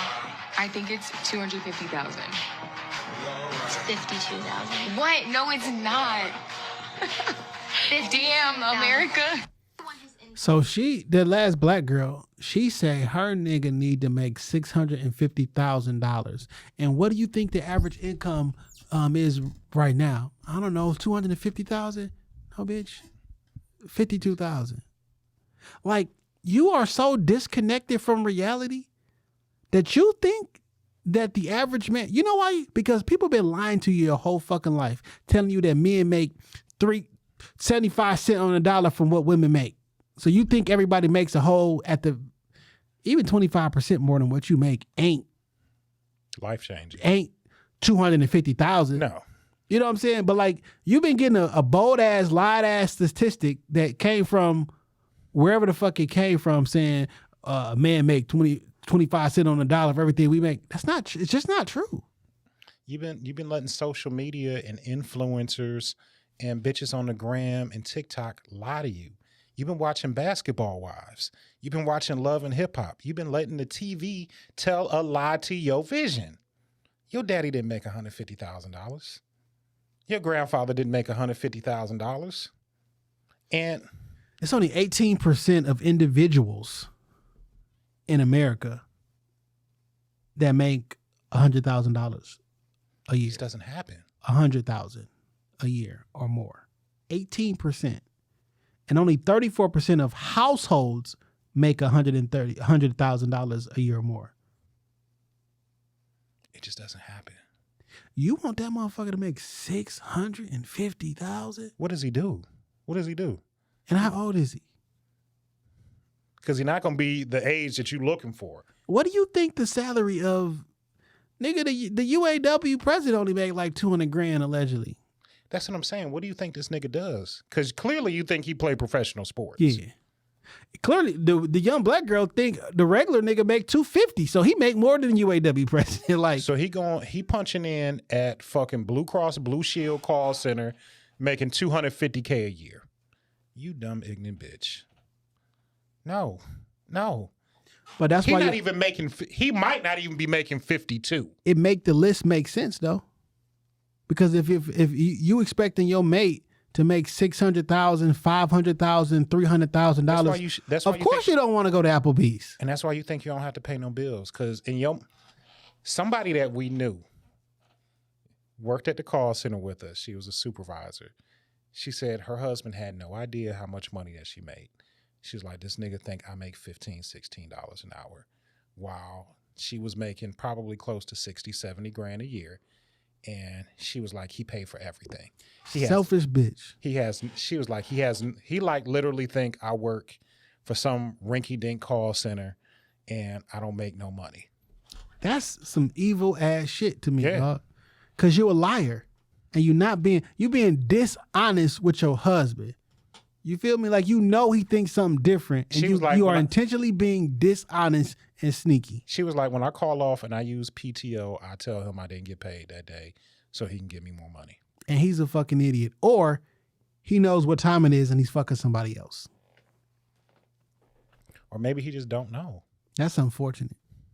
And you should question the intelligence of your husband, which is probably why you keep doing that shit. Yeah. All because he trusts you. And you leading that nigga to hell. That's fucked up. Why would you do that to somebody? So she can keep doing what she want to do with her. So she can spend all her money on her. He don't ask me to pay no bills because he don't think I make no money. Now, when I hope she found out that he got a whole nother wife and a whole nother life and don't say shit. Because before you don't know, like he don't know. So he don't know how much you make and you don't know who he fuck. Yeah. What if he make a lot more money than you think? Yeah, because he needed to support two families. You thinking he at work 60 hours. Yeah, he working. He working at the plant for 40. Then he working Sheila pussy the other 20. You think that nigga work at the plant? He do real estate. That nigga all day, every day, he at the other house with his other family. That's some evil ass shit. And she'll probably say that shit with a straight face. Nigga, she will order us lunch like the whole office every Saturday because she got it. Yeah, we can go get lunch from wherever. Man, that's some evil ass shit. That motherfucker would kill that man for money. Like, when money makes you that important, you think money is that important that you would risk your relationship just to keep more of it for yourself? So you can spend that extra money on material objects? Or maybe you stacking up because you plan on leaving him whenever it's... Again, group economics. You sleeping ass cheek to ass cheek with this nigga every night.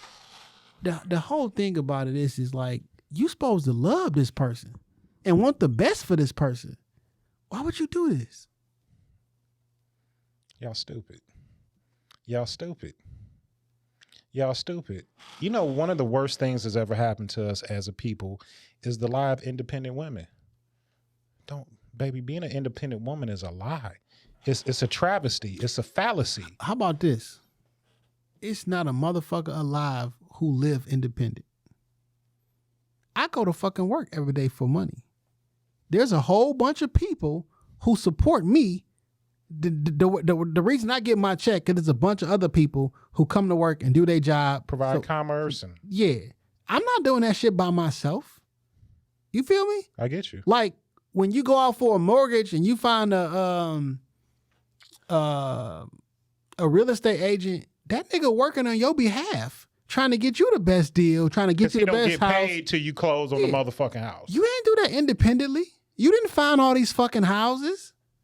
Like the motherfucker at the dealership. None of this shit is independent. When you're not with the child's father, that don't mean you doing this by yourself. Your mother don't help you. Your sister. Shit, that nigga still probably helping. Like, you're not doing this by yourself.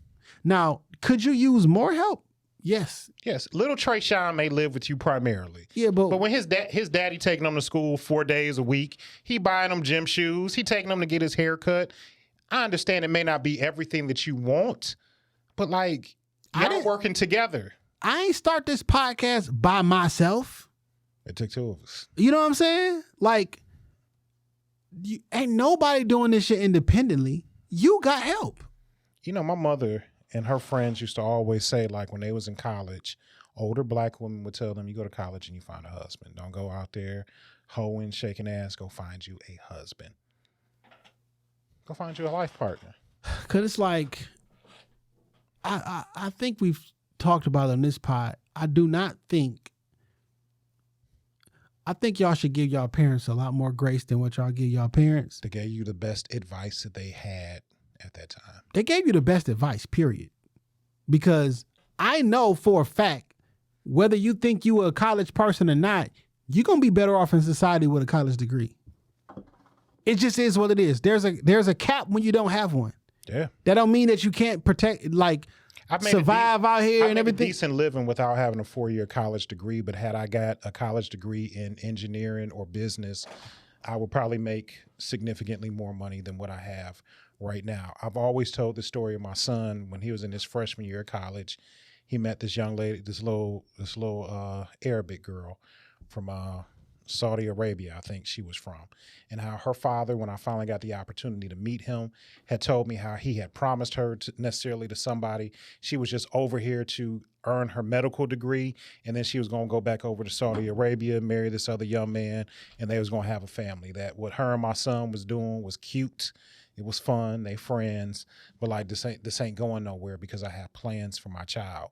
Not this. Again, we get up over here, we're going to go to college for a couple years, have a good time. All right, I'm in my early 20s. I still got time to, hey, shake my ass, listen to City Girls. And, you know, I'll figure it out when I get 30. When you look at your counterparts, they locked in with some nigga junior year. You know, he started off as an ad agent. 5 years later, he like a junior exec. We failing our children, dog, because I keep seeing videos of us doing Sexy Red and doing all this weird shit in the classroom because you thinking, yo, we gotta connect. And I seen this one black man speaking as if he was so intelligent and basically saying how homework is bad and this is the fault of the teachers not teaching, and you want me to do your job for you when you get home. You should have taught this at school. And then meanwhile, I seen a video over in China where they taking their desks and they turn them into like little sleep joints where you can have naps at, you know what I'm saying, have naps and then they get back to work. Like their school day is longer. Their school year is longer. Why the fuck is y'all taking 2 months off in the summertime anyway? If after every semester y'all get 2 weeks off, we don't got to do a summer break. Every 3 months you get 2 weeks off. Rinse and repeat. What exactly are we taking it to? It ain't like back in the day where we work in the fields in the summertime where that's the reason why it used to be a summer break. Because I need the labor. Yeah. I need the labor. That's not it no more. Like, we are not preparing our children for the future that they about to live in because you think this shit is sweet and we got to sing songs and we got to put it in rap form as if I'm less intelligent to another person. Yes, I'm black. Yes, we can be quote unquote rhythmic and everything like that. But I don't know how much of that is actual factual and just, or how much of that is cultural. And you were taught that this is the way that you need to remember and everything like that. Because my brain over here works just as good as a Chinese brain over there. If they can be in school and learn, and that's who got the real wealth in this country because they got more wealth than the white folks. When you look at the statistics and they got more education than them, we not setting everybody up for success. And we put sports and recreation over education. That's just how it is. We got a lot of athletic niggas and they got a bunch of smart niggas. They building shit, they building technology, they building infrastructure, they building AI, they building things that are changing lives. You can run fast and you can jump real high. This nigga said we got lives to live. We trying to do different things. He was making a case that like it was the teacher's fault. Y'all should have taught them that in school. Nigga, it's not their fucking responsibility to teach your fucking child. You a fucking father. It's your responsibility, and homework is to reinforce what they taught in school. Homework is important. When my kids do not have homework, I am curious as to why. And I remember I used to, a couple years ago on this pod, I was like, yo, homework don't make no sense. It don't do this, and this, and it is. Because I was looking at that shit wrong. Why we giving... They need it. They need it. And what it really is, in my opinion, it's an insecurity. Because you can't help the kid with the homework, so you be like, I shouldn't have this shit. And now your son looking at you like, nigga, dad, you don't know this shit? That homework hard as fuck. I be having to Google that shit sometimes because the way that they teach these kids how to do long division and the way I know how to do long division, two different things. When I went to my daughter's parent-teacher conference, the teacher told me, she's like, look, we teach them whatever they call it, the acorn method, and then we teach them the old school way. So in the event that you need to help them, you can, and it's not unfamiliar to the child. Because I only know you drop the, you drop Carry the down, one, you move my to the nigga. rest. Yeah. That's the only way that I know it, and that's the only way I can help you. We just live in this bizarro world where we gonna act like we gonna manifest some shit for our children, and that's not gonna work. What's better for your child is if both of the people inside of that home contribute financially. So if no one does a lot, if both do a little, nobody got to do a lot. They contribute financially, emotionally. I didn't come from a home where my mother was the only person that helped me with things. I didn't come from a home where my father wasn't actively involved in all of the things as well. So I hear the narrative, but what the mama gonna do all this? Did my mom cook and clean? Yes, she did. Did my father also clean? Yeah, he wasn't doing the cooking because he's not a great cook. Until my mama got sick and went ill, and guess who made all the fucking meals and turned himself into a great cook? I vividly remember my father cooking. My father was a hard ass on cleaning.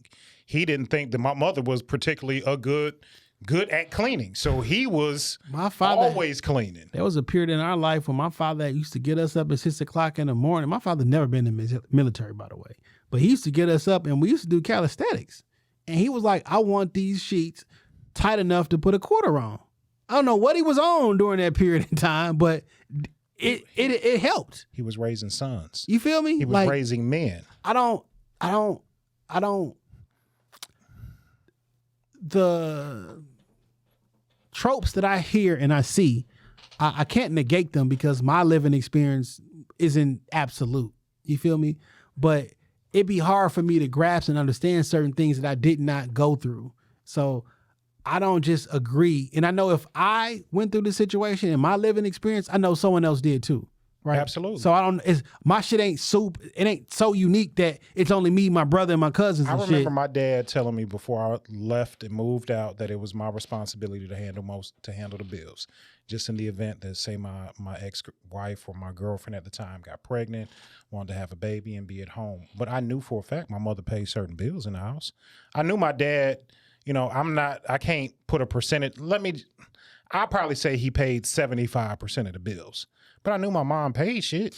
I have no idea what percentage either one of them put in. I do know that my dad paid himself an allowance, and he put the rest of his check in the house account. And my mom did the same thing. They took an allowance themselves, and everything else went there. And out of that allowance, my dad saved money to purchase a house in Farmington Hills for my mom later in life. You know what I'm saying? Like, he saved up his own money and bought a house. You know what I'm saying? Like, when they left from Joe Road and Evergreen, put 7 away and live off the 5 and never fuck what you pay. But like, I know that formula worked for them. I don't know that that's my exact formula, but I know there were 2 people participating in things, right? So I went to the grocery store with my mom. She had her calculator out. We had a $60 a week budget for groceries. When that calculator got to $60, we left every time. She had coupons probably too. 100%. We had A&P, Farmer Jacks, the whole 9. I seen her balance a checkbook. Now your goddamn app do it for you. Yeah. But like I know this is how much money we got in here. I know I wrote a check, and I used to hear them all the time. Such and such ain't pulled their money yet. We got it in here, but we can't spend it. You know what I'm saying? Like, it's no. My mom, before I moved out of the home, I remember when you could go to the bank and order physical checks. Yeah. And my mother showed me how to balance a checkbook because before I moved out on my own, I had never paid bills. I just had a cell phone.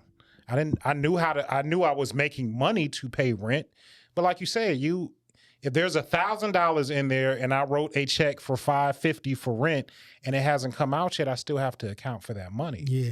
And those were things I just didn't know at 19, and her help, it saved me. My mama teaching me stuff inside the house. My dad teaching me stuff. My mom teaching me stuff inside the house. My father teaching me stuff outside the house and inside the house. Yeah. You know what I'm saying? My father got us into reading comic books. We had books and shit to read, drawing. My dad painted the whole 9 yards. He gave us knives. He used to whittle wood and shit. And we used to, anything he did, we did too. You know what I'm saying? So like the duality, I think I'm a fairly balanced human because I got fairly balanced parenting from both parents. Not dad just paid the bills and mom did everything else. That's just not how my household was run. I saw them interact with each other. We did things together. I did things separately. I did shit sometimes just with my mother. I did shit sometimes just with my father. And I saw both ends of it. Like my mom and my dad worked. You know what I'm saying? Like running through high school, my mom came to a one-track meet of mine. Not because she didn't care.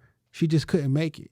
You know what I'm saying? Because she was at work. My father, he got off at like 5 o'clock. You know what I'm saying? Like the one track meet that she got a chance to come through, I lapped a nigga.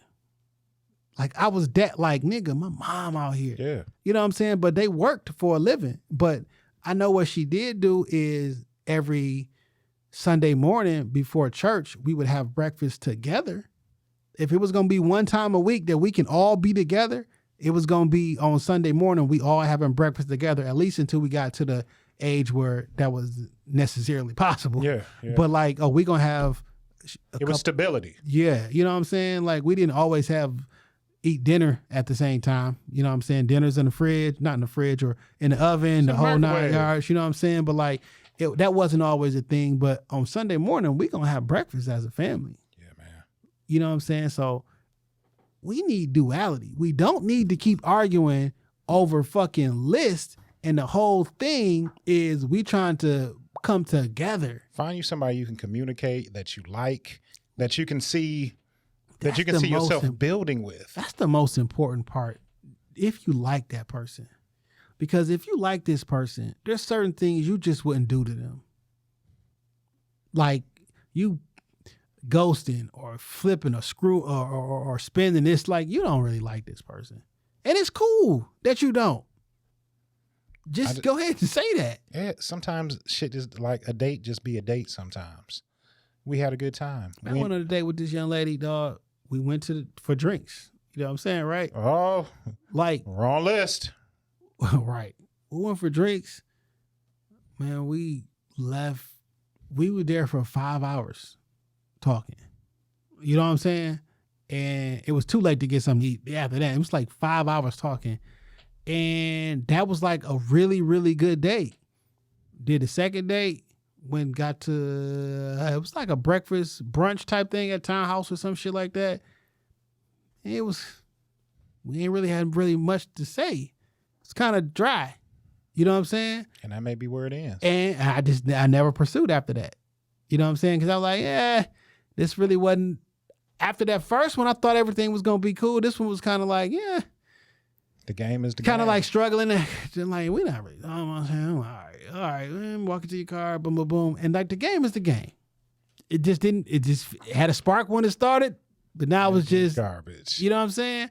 Attractive woman, the whole 9 yards, whatever we thought I thought we was about to have, shit left. You know what would be funny to me? Like when people date somebody and it doesn't go how they wanted to, it doesn't turn into a relationship, and they feel like the person got over on them or something.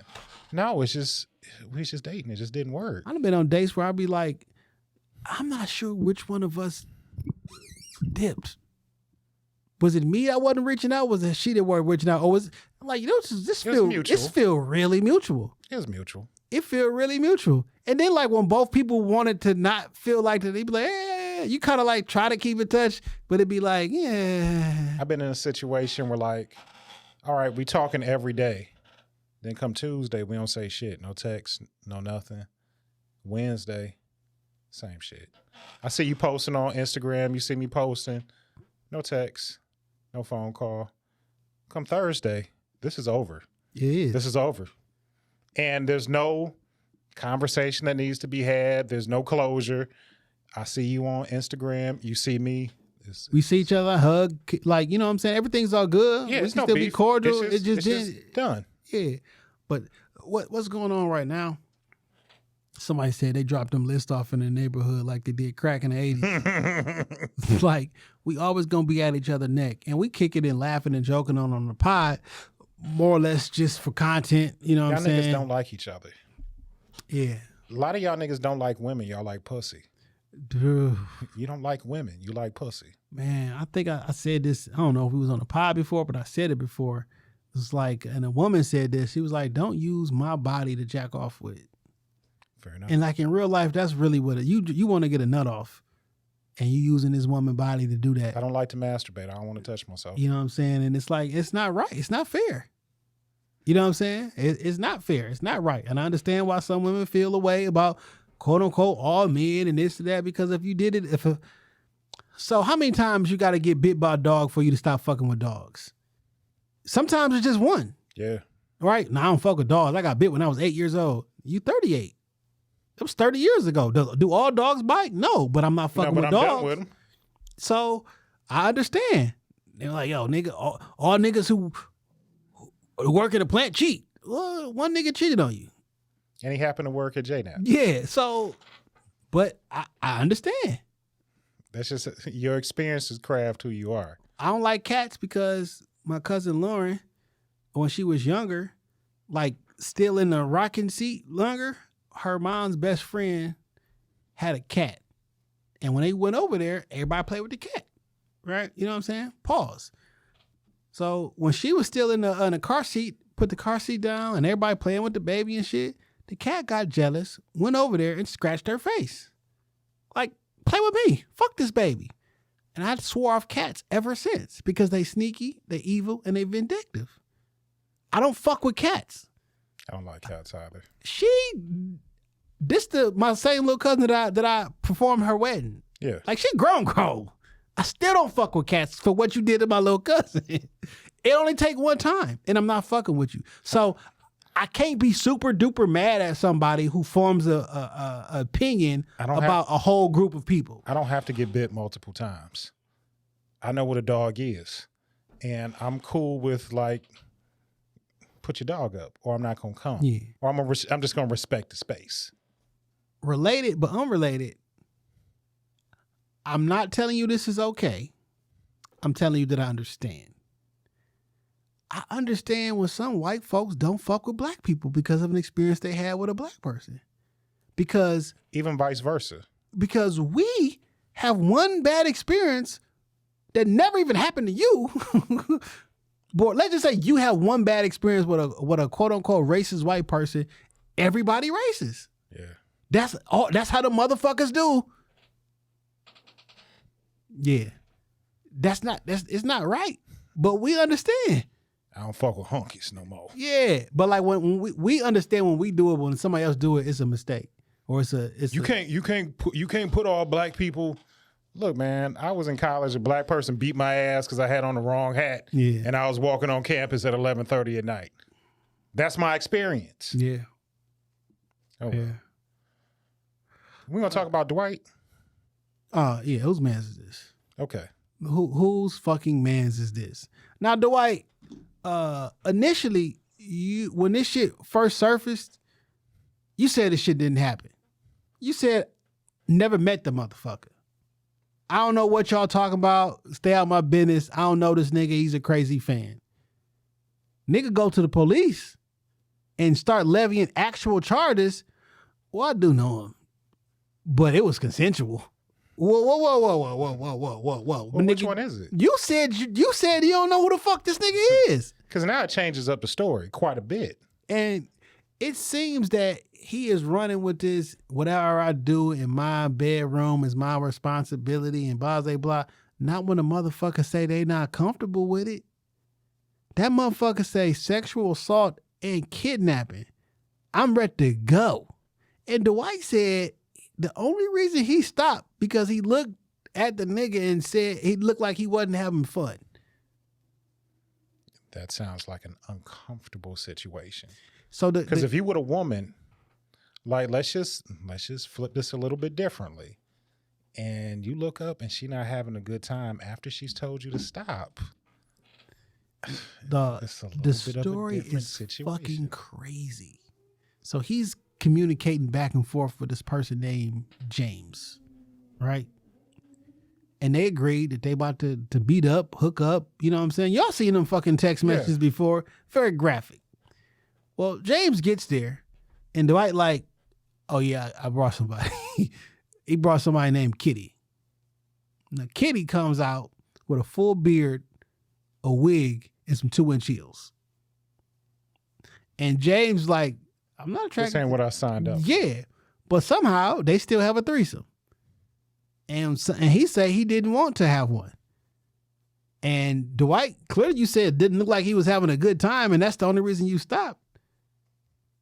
Who the fuck mans is this? Now you trying to make it seem, and people have tried to make it to seem as like, yo, Dwight gay, Dwight gay, Dwight gay. Fuck the gay shit. That motherfucker said like a predator. This shit sounds like something different. He like, no, it was consensual. I didn't make him do nothing he didn't want to do. What you said, the nigga didn't look like he was having a good time. It's consensual if we agree on everything. That's consensual. Like May said, he like, yo, it's not consensual if you surprise a motherfucker. Yeah, it's consensual if we all agree on everything. I've had threesome situations with women. Everybody is in consent with what is going on here. Nobody is getting shafted. Nobody like pause. Well, they getting the shaft, but nobody is getting like. Rest in peace, Rich Roundtree. He did die. That's a crazy correlation that you just pulled off there. He was in a movie called Shaft. Okay. All I'm just saying is that everybody's in agreement with what happens here. You're in agreement with me touching you, with her touching you, with my insertion, with everything is agreed upon, and we're all fine. I'm about to say her insertion. I'm going to say, hey. Whoa. I'm not into no shit like that. But everybody is in agreement with what's happening in this bedroom, and we're all fine with it. We've had consent, and consent is very direct. It's very clear on what we are comfortable with and what we are not comfortable with. Look, my nigga, if you tell me, if I call up Aubrey tonight and she was like, yeah, when you get here, it's just me and you. It's finna be a good time. And I get there, she was like, oh, well, my homegirl here, and her homegirl walk out and she got a dick and a beard. I'm like, whoa. It's not going whoa. like This ain't what I signed up for. And you 6'10", 270, you might be afraid for your life. That's an imposing human. Yeah. And I'm sure at some point everybody naked. I'm just saying that's And James said, yo, I'm not attracted to Kitty at all. Kitty had a horrible wig with a full beard and some 2-inch heels. I can only imagine what that shit looks like. You can't sell me. Yeah. You can't sell me. Yo, who mans is this? Cause this dangerous. And then Dwight on the flip side, like this is probably has ended your NBA career. That's why all 30 teams passed on you, my nigga. This has ended your NBA You can career. still hoop, but then you look at all his injuries he had. Knee, back, neck, knee, neck, knee. He has some ass injuries. Buttocks, gluteus. Fam, why your knees and your neck hurt? Pause. And your ass hurt. All your injuries is knees, ass, and throat. God damn, dog. Whose man's is this? Dwight Howard could definitely help out a contender. You know, what is the contention? I don't know, man. He can help out Memphis, Boston. They need big men in the middle. He need a big man in the middle. Oh shit. Oh, this is it, dog. This is it. Oh man. It's a wild statement. It is. Oh, big man in the middle. I sent you my music pick of the week. Music pick of the week is by Sheefy McFly, Detroit Players, featuring Boldy James. Still had a ass verse on there. And it's off a Sheefy new album, a new EP called Perm. Yeah. Also, on the 31st, Rick dropping a. So Rick executive produced the soundtrack to L's movie. That's what's up. Justice. And it's a track with Boldy and Rick, and that's about to drop. And that shit fired. Video is shot. It should be dropping, I think, on Halloween. Yeah, I saw it on the 31st. Yeah. Yeah. So that shit, but that whole fucking soundtrack is the best soundtrack ever produced out of Detroit. But it was one of the best music soundtracks I've heard in a long fucking Can't wait time. to hear it. So yeah. Is it just Rick executive producing it, or Ken got his hand in there too? Of course. I mean, it's Lava. I've been in there too. You feel me? But it's officially Rick doing it. You feel me? But can't wait to hear it. Yeah, man. It's some heavy hitters on this project for sure. A lot of fucking heavy hitters. I think that's it, man. I think it's about time for the Benny, dog. Okay. Hey, man, just happy to be here. Hey, look, man, I'm sincerely just happy to be here and see another year of life. God willing, on Wednesday, I'll see my 42nd birthday. You all have been through some incredible ups and downs with me, some wins, some losses, some triumphs. I appreciate everybody who has supported me, prayed for me, pulled for me, called me, just been a listening ear, shot me a DM. There's so many of y'all, more than I can name. Love each and every one of you all. Thank God for Dan. Thank God for you. Just continue to pray for me and Jay. We got big things coming up, and we just looking to make y'all proud with the shot. Absolutely, man. Thank y'all, man. Almost 400 weeks in a row, man, that y'all been tapping in, dog. It's a pleasure and a blessing at the exact same time. When you see the blue and the black, you know where you at.